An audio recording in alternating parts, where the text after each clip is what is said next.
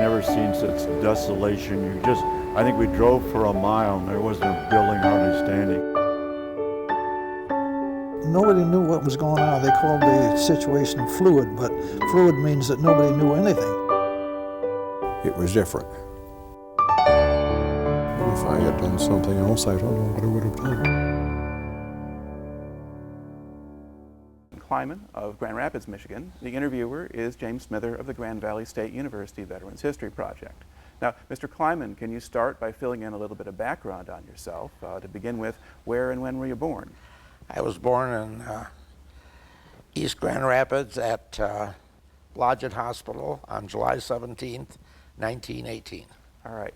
And what did your family do for a living at that time? They operated a clothing store on a division near Welfie. All right. So it's Kleiman's department store or something like that? It was a family department store. Right. Okay. And where did your family come from? Originally from Russia. Was your father born there, or? My parents both were born in Europe. Mm-hmm. All right. And at home, did you speak English, Russian, Yiddish, or something else? Well, they spoke, when we were very young, they spoke Yiddish, but they were very anxious to learn the language. And as I am one of four brothers, and as we got up to, I can remember clearly, starting school at Burton Junior High, and I was in the 7th grade, and at that time my parents told us that we were all going to only speak English at home. Mm-hmm. And that was the beginning of the desire to show that we were Americans. Right. Okay. And what kind of mix of kids were you going to school with then? Well, just the general rule, nothing special. I went to, originally, I started kindergarten at a school on South Division, which later became a Michigan Employment Service Commission building, and then later became the Guiding Light, and that was called South Division School. And after I finished kindergarten, they tore the building down, and we all got transferred to a school at the corner of Lafayette and Welfie, which was called Lafayette School. And I went there until and through the 6th grade. And then my parents, this was right at the height of the Depression, and my father was able to buy a house in East Grand Rapids, and we moved to East Grand Rapids, and we lived there about 1.5 years.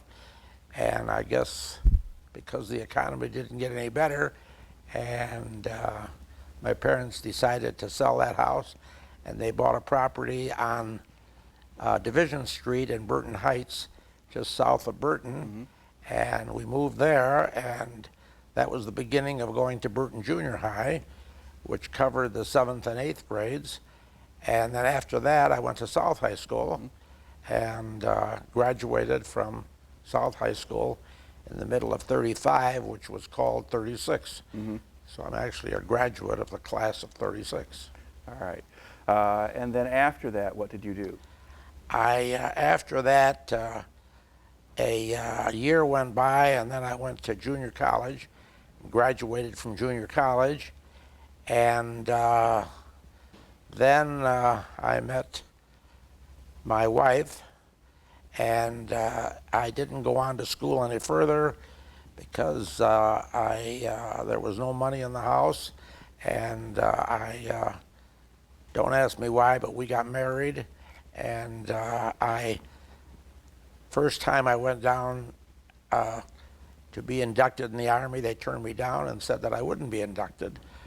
And so on the strength of that, I got married, and then a short time later, after being married, in 1943, I got called again and was inducted into the service under limited service. Okay. Now, before we kind of get there, so you had reported just to sort of register to be eligible for a draft, or had you gotten a draft? Because the draft starts in 1940. I registered for the draft. Right. And then they decided what was it that was limiting your service? Poor eyesight. Mm-hmm. Yeah. And that was the reason for the limited service. Right. And sort of but initially They don't need as many people, so they don't need you at all. Didn't need me at all the first time around. Right. But by 43, they need people badly enough for different jobs that Right, they can that's take what it. happened. Then I got drafted. Right. Now, what kind of work did you do before you got drafted? I was a shoe salesman and worked for shoe companies selling shoes. And that's really basically what I did during that period from about 40 until 1943 when I got drafted. Okay. And were you selling in a store or door to door, or what were you doing? No, I was working for a large company out of St. Louis called Edison Brothers, and they had women's shoe stores all over the country. And I worked at the one in Grand Rapids for a number of years, and a short time I worked in Detroit for one of their stores. And I was on the verge of being transferred to another store when I got called by the service and became drafted. All right. Now, before, let's see, do you remember hearing about Pearl Harbor? Yes, very clearly. And where were you, or how did you hear about it? I was visiting with some friends when that news came over the radio, and we knew that it was a serious situation when the Japanese bombed Pearl Harbor. Now, before that, were you paying much attention to the war or to events in the world? Yes, I was very conscious of it, and I was really surprised when I wasn't drafted the first time, and I thought that I was all through, but I wasn't, because in 43 is when I got called up to be drafted. Okay. Now, once you do get called up, what's the process that you go through? You get your letter in the mail, and then what do you do? I remember clearly having to go to Battle Creek, at which time I went through a process of interviews, and then was sworn into the service, and then I was sent up to Wisconsin for basic training. Okay. And what camp were you training at? Was that McCoy or something else? Can't remember the name of it. All right. It's on my service record. Well, there is a Camp McCoy. Camp McCoy, Camp was, McCoy, that was a that was major it. processing center for a lot of people, too. Camp McCoy was the camp. All right. Now, did you get the regular basic training that everybody else got? Well, it appeared to be, yes. It was a short basic training. It lasted, I think, only 6 weeks. And then following that, I was sent to a camp in Pennsylvania, which originally was called Camp Shenango, but changed the name later to Camp Reynolds, Right. an overseas replacement depot. And I was assigned to a position to work in an office where the soldiers were being processed to be sent overseas. Okay. Now, did you get any kind of training for that job, or did they just put you in it?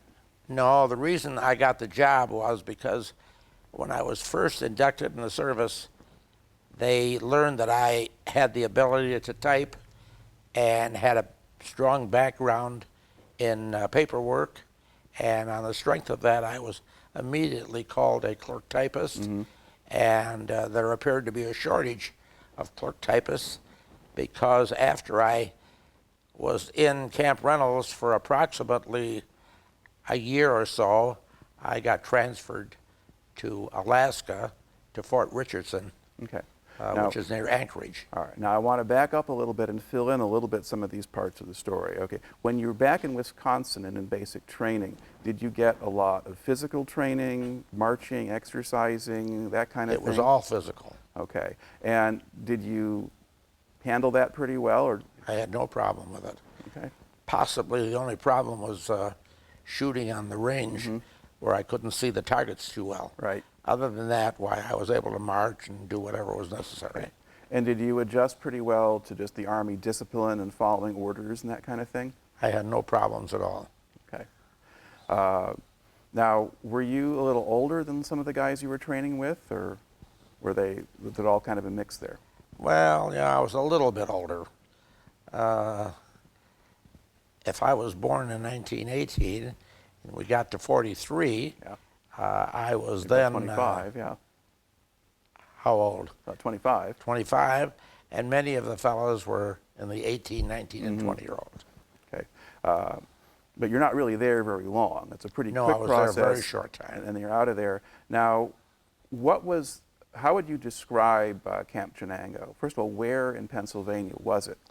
It's at the western part of the state, near the Ohio border, and not too far from a major city in Ohio.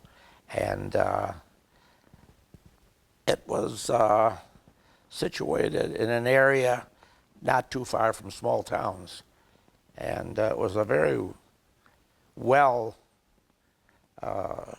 kept camp. And did it have any particular, was that a replacement depot, you said? Yes, it's a sad story, but the job I had in the office that I worked in was to follow up on soldiers that won AWOL. Being a replacement depot, when many of the soldiers found out they were going to be shipped overseas, they went AWOL, and I would fill out about 16 slips that I sent out all over the country, mainly to the soldier's church and his home and the police and the state and the FBI and every place you could possibly imagine that would be looking for him, and they would then notify us if they found him, and then they would bring him back. Okay. And what percentage of them do you think they were able to find? The percentage was quite large. We used to find, if my memory serves me right, we used to find as much as 70 or 80% of the soldiers. Okay. Now, did anything in particular happen to them, or did they just get brought back? And No, they were just brought back, and some were tried, and others were just sent overseas. All right. Now, what was your daily life like there? Well, I was treated quite well because, being married, the Army was very partial to married men and allowed them to live off of the base if their wife was with them. And they paid you extra money called something in lieu of quarters, and you used that money to rent a room, and you lived with your wife off base, and then you took a bus back and forth to the camp every day, and so it was just like a regular job. Okay. And did you work sort of regular business hours, or did they have night shifts, or how did that go? No, they were just regular hours. We would have to be in camp by 8 o'clock, and we got through around 4:30, and this went on for a 5-day week, and that's the way it was in Camp Reynolds. The situation in Alaska was a little bit different. Yeah. Now, did your wife come out to join you pretty quickly after you went out to Camp Reynolds, or? Yes, I would say about 2 months later, 3 months later. Okay. Now, did she take a job while she was out there? Yeah, she got a job in a small town in Pennsylvania. If I remember correctly, she was operating an elevator in a department store. All right. And then then you basically had time off on the weekends. Was there anything to do there, or what did you do on the weekends? Nothing special, just relaxed and waited until Monday came. Right. Did they have a movie theater or anything like that? Oh, yes, there were movie theaters, and the one thing we didn't have, of course, was television or computers. Right. You would have had a radio, though. Yeah, radios. I remember clearly that everything we did, even in Camp Reynolds, as we did in Fort Richardson, that we made copies where when we needed 16 copies, we would make them using carbon paper. When the computer came along, the carbon paper disappeared. Right. Now, can you actually make 16 carbons at once, or do you have to type it a few times? No, we'd have to make them usually 4 or 5 copies at the most at a time. So if you had 16 copies to make, you made 4 sets, and that's the way we did it. All right. Now, what kind of setup did you have in your office? Were you, Oh, it was very complete. They furnished paper and carbon paper and typewriters and envelopes. And but were you working with a whole team of people or by no, yourself? everybody had a different job. My specialty at that time when I was in Camp Reynolds was working on AWOL. And that's all I did the whole time. All right. Now, did you have much contact at all with the men who were processing through the camp, or were you just off in your own office? No contact at all. Just working in the office and told what to do and did it. Mm-hmm. Now, in a camp like this, were there discipline issues beyond people going AWOL, or did things mostly otherwise run smoothly? Or? I really can't answer that question. Okay. I just was given a list and told to fill out the forms and send them out. Okay. And who were you reporting to? Did you have a commanding officer there? The commanding officer was a warrant officer. His name was Mr. Oblinger. And he ran a very tight ship. I mean, you had a job to do and you did it. And he expected everything to be without mistakes. And all the men in the office, all were of a similar quality, which were all clerk typists and all did paperwork in connection with the overseas replacement depot. All right.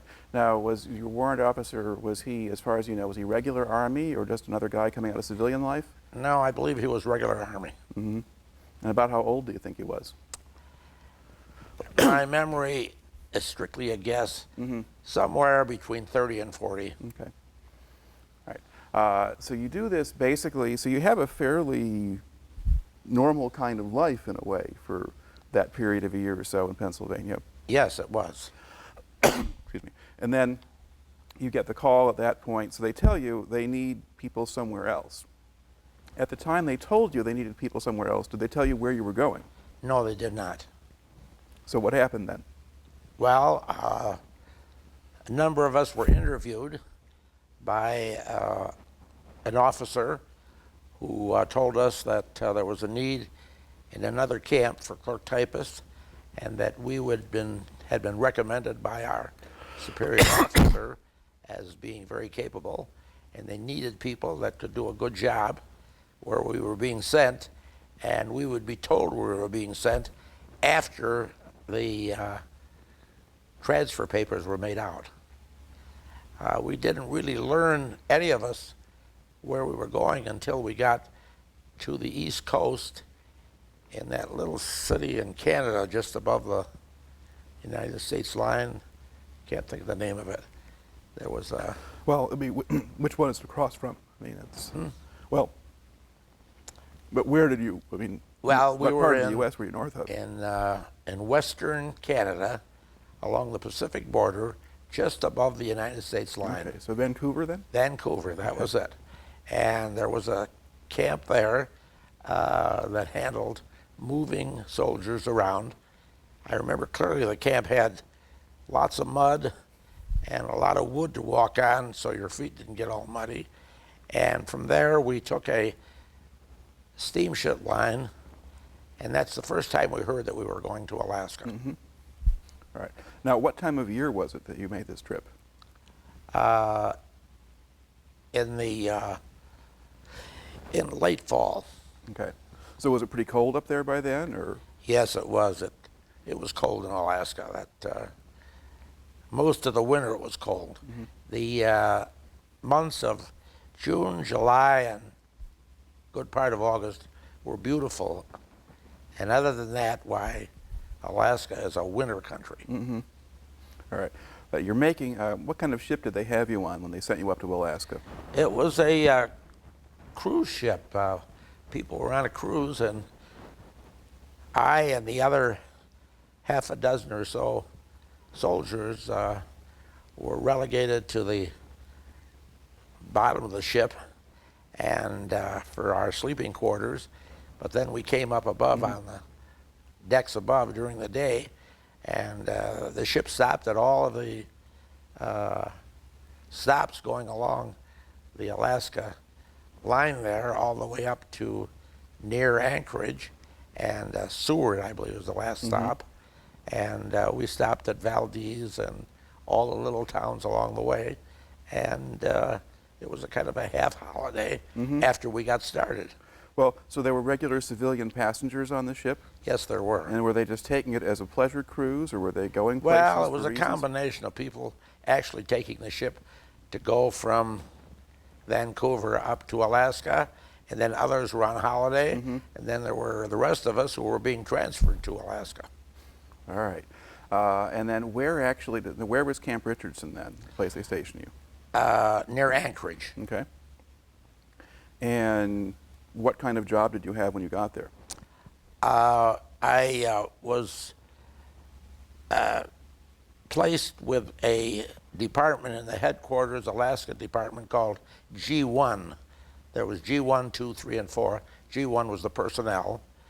And I immediately was made head of a department called Awards and Casualties.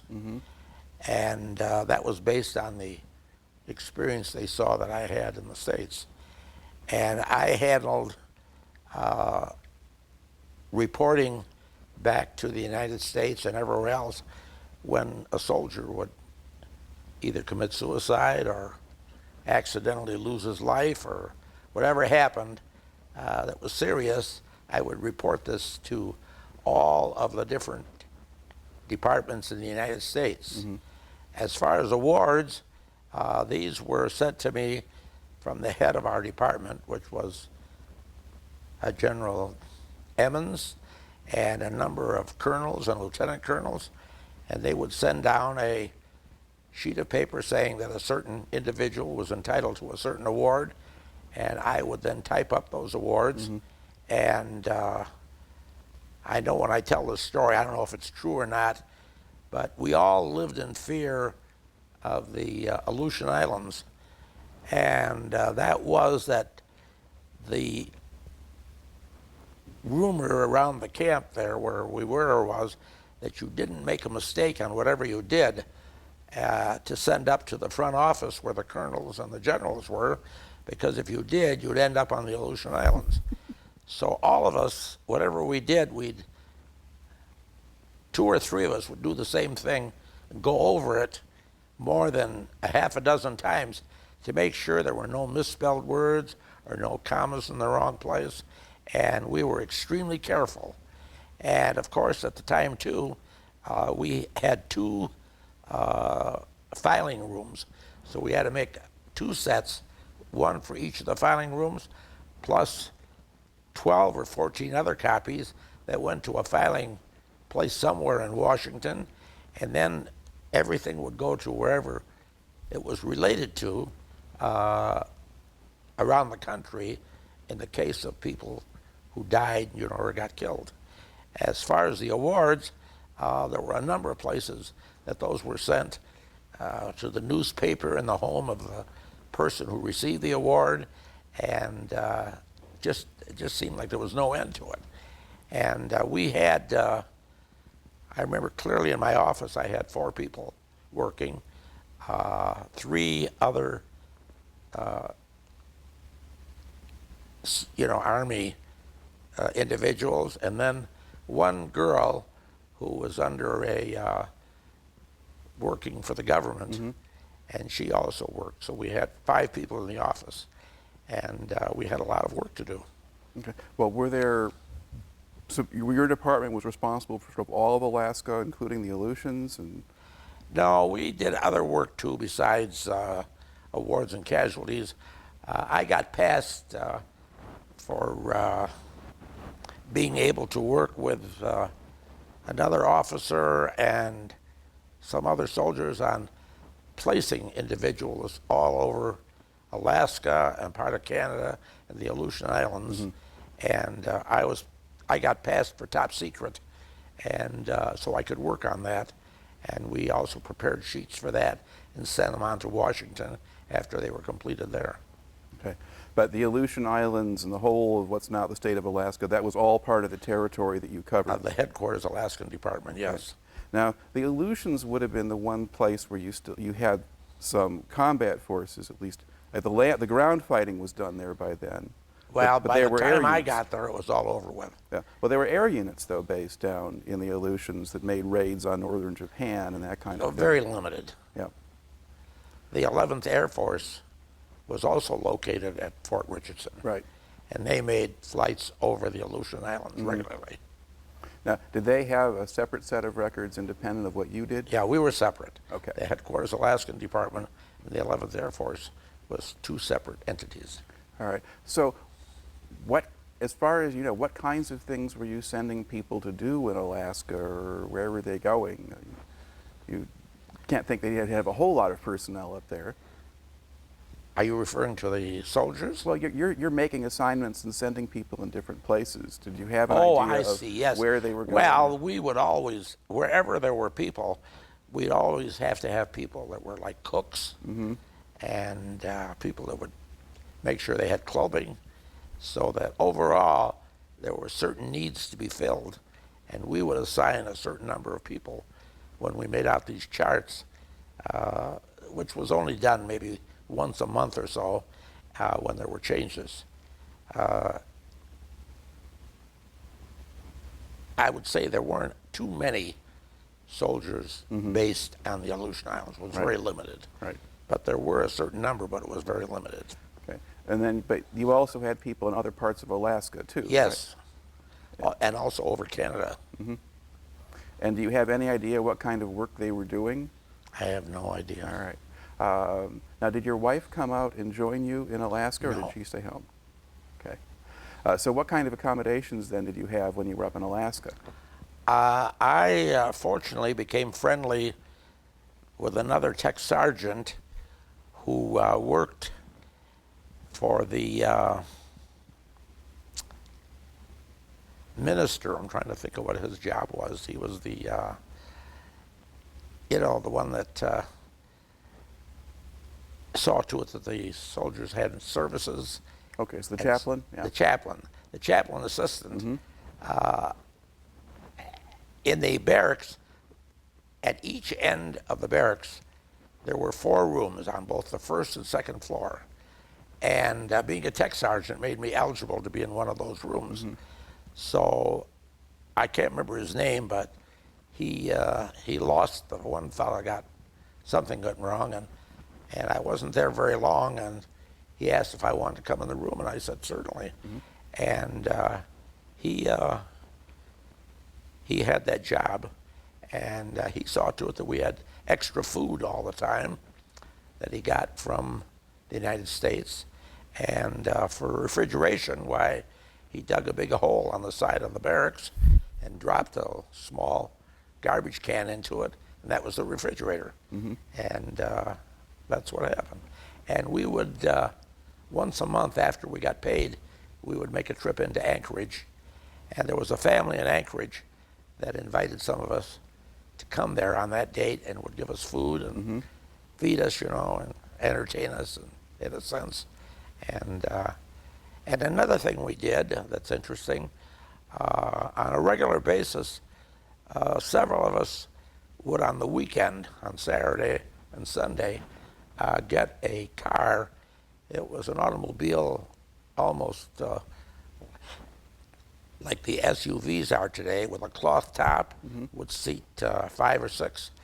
And we would drive every time up to a place called the Matanuska Valley, where they, in the summer months, grew vegetables and fruit oversized. And that was a great experience. And they had a room. We brought our sleeping bags, and we slept on the floor there. And that was just a way to get from camp. Another thing we did, we went up into the mountains and watched the other people ski. I didn't take up skiing. After I saw a few broken arms, I thought, that's for somebody else. And we used to do that. That was a common experience. And the other thing we did for recreation in the summer, there was a lake not far from the camp, and we were able to get a car and go to the lake and go swimming in late June and July. That was about all. As it got into August, it started to get too cold. Well, wouldn't the lake be pretty cold? No, it worked out very nice. Okay. maybe it was shallow enough it would Right. warm up during the long days there, yeah. Now, what was life there like in the winter? Cold. The buildings that we all worked in stood alongside each other, but along the front of them was a walkway enclosed.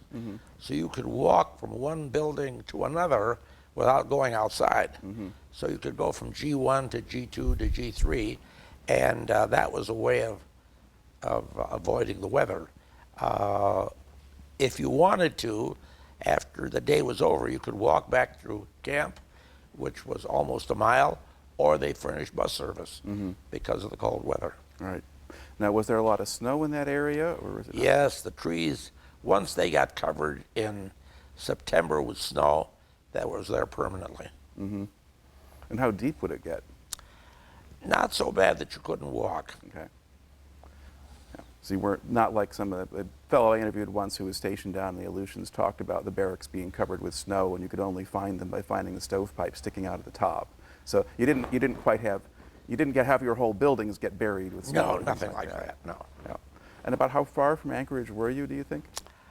I would say, if my memory, I'm just guessing now, but if my memory serves me right, around 10 or a 15-minute ride. Okay. So not real far, but No, it was very close. all right. Now, was there much to do in Anchorage at all, or? No. Anchorage, at that time, the main street, there was a bar in almost in every other storefront. And there was a theater, and there were places to eat, and that was about the limit of it. And then we had this one individual. He was the liquor distributor for all of the Alaska area, in other words, all the way to the different cities. And he was the one that entertained a group of us that would come into Anchorage once a month, whenever we were able to. All right. Now, how did you wind up getting that lucky?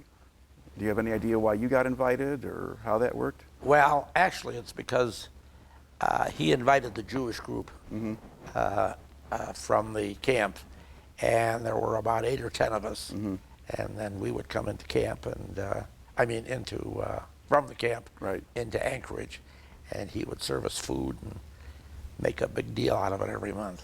Okay. Now, did you work with pretty much the same team of people the whole time you were up there? Yes, I would say that it didn't hardly vary at all. It was same workers. The one thing that we did there that we didn't do in Camp Reynolds is that we had to take turns doing night duty, which meant that one of the members of the staff in G1 would have to stay in the office overnight and sleep on a desk, in a sleeping bag, to act as a guard for all the paperwork that was there. And if you didn't want to do it, some of the soldiers would offer to do it for $10, take your place. And to keep busy, I took on a job for the PX system to do posting of sales, and I also set bowling pins in the bowling alley. They didn't have the automatic units like they have now, and that experience resulted in a hernia, and I ended up having a second hernia operation in Alaska, and I spent I think 6 weeks in the hospital there, and the reason they kept you so long is that after you recuperated, after a couple of weeks, you then became a worker in the hospital to clean up and serve food and whatever was necessary. So Now, was the hospital on the base or in Anchorage or no, somewhere it else? was at the camp. Okay.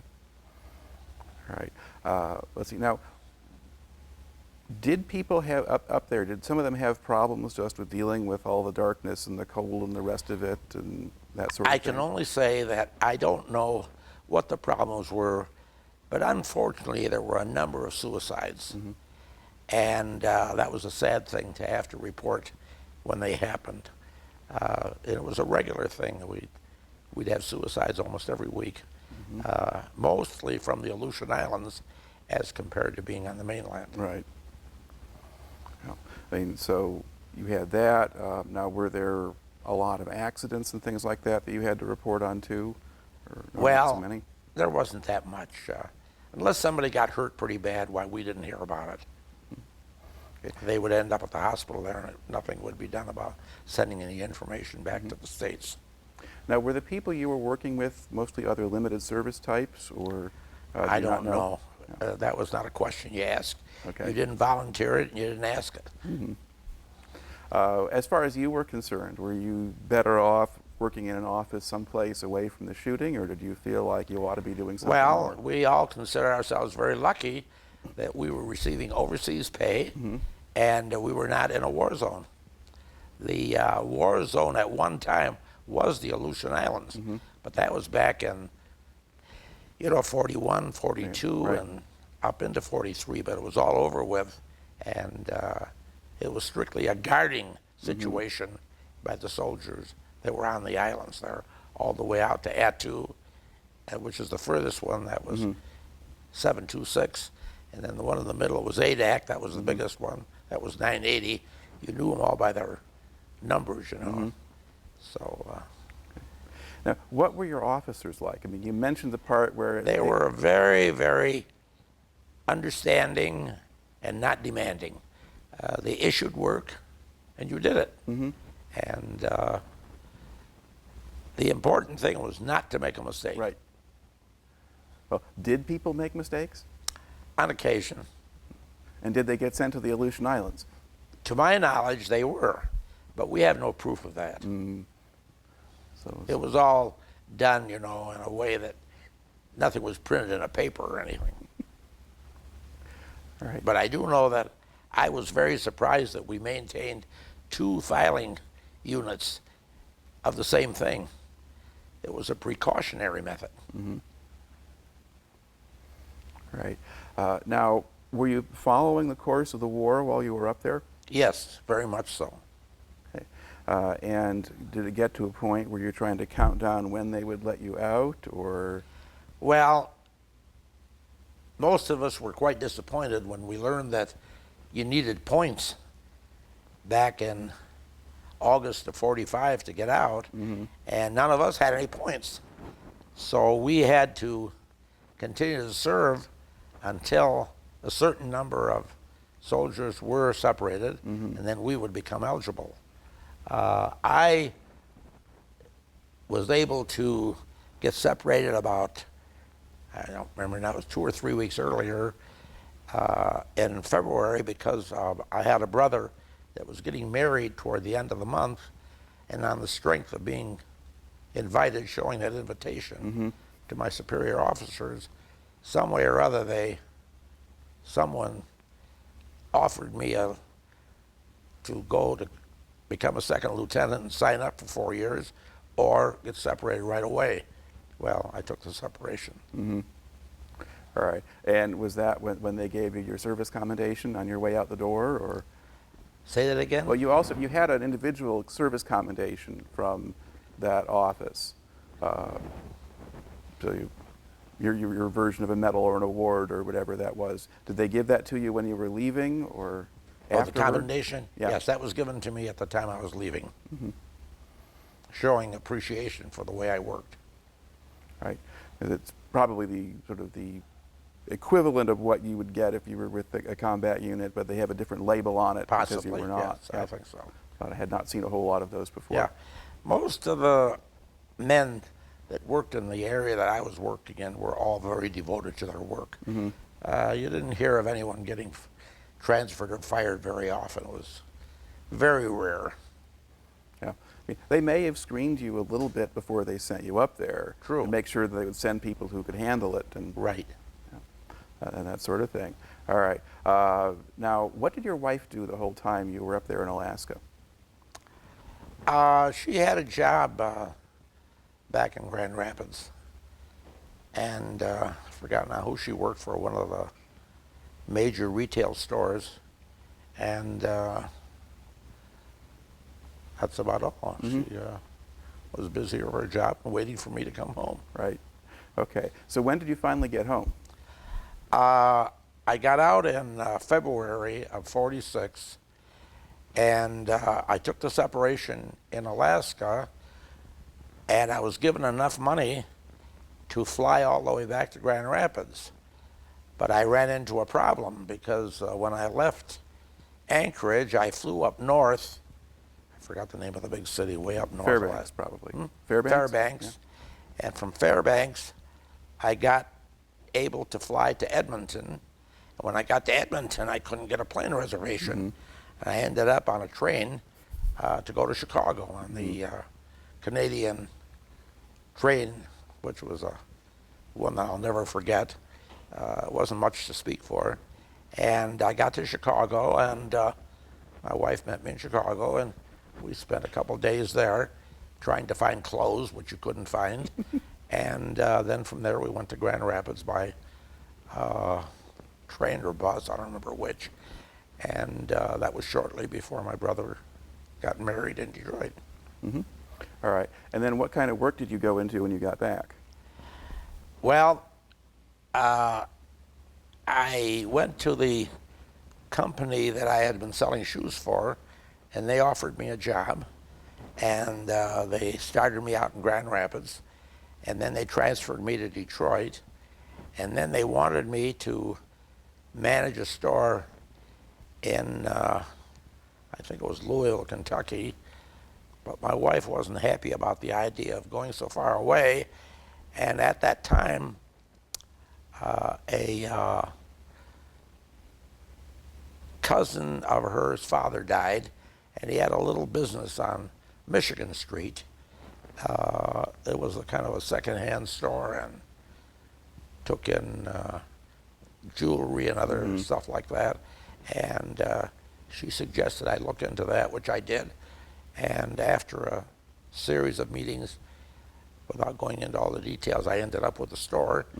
And I operated that by changing it over to an Army and Navy surplus store. And that lasted up until 1952. And then I got involved with a product called foam rubber. And I ended up becoming a distributor of a certain form of the foam rubber that I was selling to other surplus stores. And while I was in the surplus store business, I had a friend in Muskegon, and we ended up together buying Korean boots from the manufacturer, which we distributed to other surplus stores until a big company in New York came along and took the contract away from us after a couple of years. And then I ended up with my brothers in the business on division, and that lasted a very short time. And shortly after that, I decided that I wanted to be an auctioneer, which I did. And from, you might even say, the year 1964 until almost this year, I have been a commercial auctioneer. All right. So you can talk very fast when you have to? If necessary, but it isn't necessary. Okay.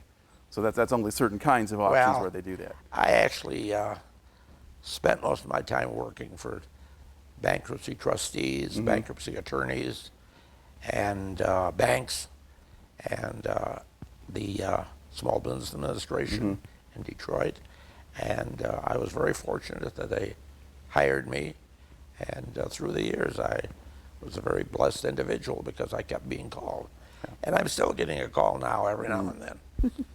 Well, did you have to do a lot of the paperwork and handling of records and things like that? Yes, very detailed. And fortunately, a thing came along called computers, and that made life much easier because we could feed the information into that and work from the computer in handling the sales. Okay. Now, if you look back at the time that you spent in the service, what kind of effect do you think that had on you, or what effect did the time in the service have on you? Did it change you at all, or did you learn things, or? Nothing more than I felt that by being drafted, the Army gave me an opportunity to help fill one of the needs in the service that if I hadn't filled it, someone else would have. And so I really did my part. Right. I wasn't asked to serve in combat because they didn't put people in limited service in combat. Right. So I am one of 4 brothers, and during the war, all 4 of us were in the service at the same time. Unfortunately, today, as I talk to you, one brother has been gone for approximately 15 years. The second brother, the third brother, I'm the eldest, has been gone for 10 years. And the youngest brother, who you met, Mo and I, are still here. Right. Now, do you think that you learned things in the service that helped you later on? Or were you already kind of mature enough or had enough of your own view of people already that it was just another job? No, I think I didn't learn anything that I didn't already know, and that is that the important thing that you have to do in whatever field you're in is fill the need for whoever you're working with. And beyond that, I don't think I ever learned anything more than that. Right. And try to do it as effectively and to the best of your ability. All right. Well, it seems like you did that well, and you've also done a very good job telling your story. So thanks for coming on in and talking to me today. Thank you. All right.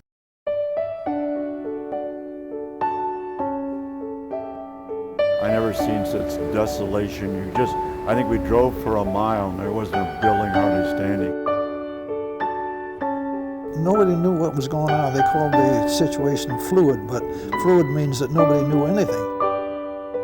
It was different. If I had done something else, I don't know what I would have done.